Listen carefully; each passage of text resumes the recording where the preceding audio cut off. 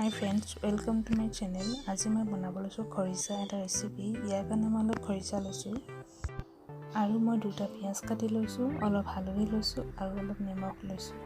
এতিয়া মই এখন কেৰাহী পাতি লৈছো আৰু কেৰাহীখন অলপ গৰম হ'ব দিছো। কেৰাহীখন গৰম হোৱাৰ পাছত তাত মই অলপ তেল দিছো।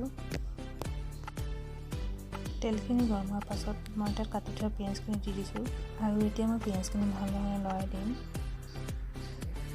পিয়াজখিনি মই ৰঙচুৱা হোৱালৈকে ভাজি লওঁ।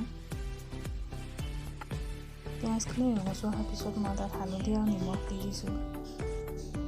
এতিয়া মই আকৌ ভাল ধৰণে লৰাই দিছোঁ।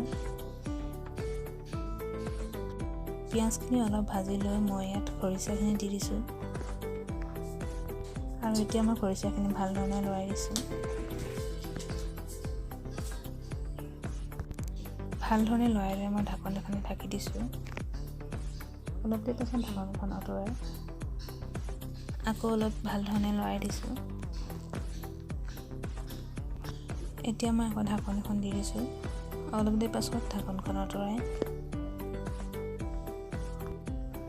আকৌ অলপ লৰাই দিছোঁ।